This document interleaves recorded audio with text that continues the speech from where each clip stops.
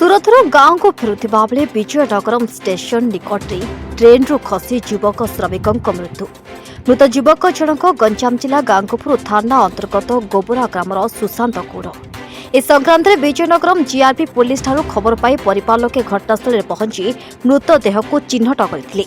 ସୂଚନା ପ୍ରକାରେ ସୁଶାନ୍ତ ନୂଆବର୍ଷ ପାଇଁ ନିଜ ଗାଁକୁ ଫେରୁଥିଲେ। ତେବେ କୌଣସି କାରଣରୁ ସେ ଫେରିବା ରାସ୍ତାରେ ଟ୍ରେନ୍ରୁ ଖସି ତାଙ୍କର ମୃତ୍ୟୁ ହୋଇଥିବା କୁହାଯାଇଛି। ସେଠାରେ ମୃତଦେହ ବ୍ୟବଚ୍ଛେଦ ପରେ ନିଜ ଗାଁ ଗୋବରାକୁ ଆଣିବା ପାଇଁ ଗଞ୍ଜାମ ଜିଲ୍ଲା ପ୍ରଶାସନର ସହାୟତା ଲୋଡ଼ିଛନ୍ତି ପରିବାର ଲୋକେ। ଆଜି ଆମ ପଞ୍ଚାୟତ ଅନ୍ତର୍ଗତ ଗୋବରା ନଟବର ଗୌଡ଼ଙ୍କର ସାନ ପୁଅ ଯାହାଙ୍କ ନାଁ ହେଉଛି ସୁଶାନ୍ତ କୁମାର ଗୌଡ଼, ଡାକ ନାଁ ଡିବା, 36 ବର୍ଷ ବୟସ୍କ। ସିଏ ସୁରତରେ ବହୁତ ଦିନ ହେଲା ସୂତା କଳରେ କର୍ମନିଯୁକ୍ତ ରୂପେ ରହୁଥିଲେ।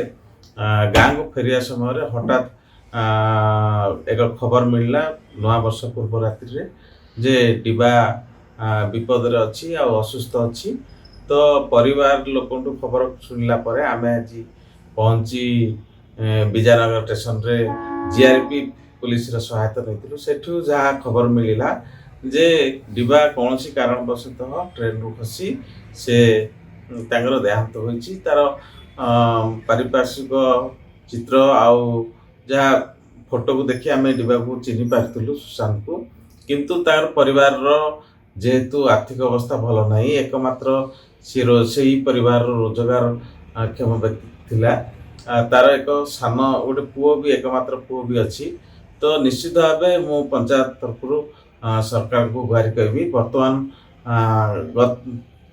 2 ଦିନ ପରେ ଆଜି ଆମେ ଜିଆର୍ପି ପୁଲିସ ସହିତ ଯୋଗାଯୋଗ ପରେ ଜାଣିପାରିଲୁ ଯେ ତାର ପୋଷ୍ଟମର୍ଟମ ରିପୋର୍ଟ ପରେ ତାକୁ ଗାଁକୁ ସେ ଶବ ଫେରି ନେବା ପାଇଁ ଗ୍ରାମବାସୀ ବି ମୋତେ ଅନୁରୋଧ କରିଥିଲେ।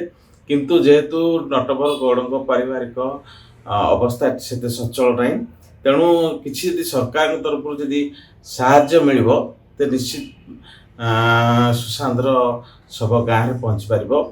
ଅନ୍ୟପକ୍ଷରେ ନିଶ୍ଚିତ ଭାବେ ମୁଁ ମଧ୍ୟ ବିଡ଼ିଓ ମହୋଦୟଙ୍କୁ ଅନୁରୋଧ କରିବି ଯେ ମୃତ ସୁଶାନ୍ତର ସ୍ତ୍ରୀଙ୍କୁ ବିଧବା ଭତ୍ତା ସହିତ ଅନ୍ୟାନ୍ୟ ସାହାଯ୍ୟ ସହଯୋଗ କିପରି ତାଙ୍କ ଘରେ ଯଥାଶୀଘ୍ର ପହଞ୍ଚି ପାରିବ। ଗଞ୍ଜାମ ଭଞ୍ଜନଗରରୁ ରାଧାସ୍ୱାମୀ ରାଜୁଙ୍କ ରିପୋର୍ଟ, ବିପ୍ଳବୀ ପରିକ୍ରମା।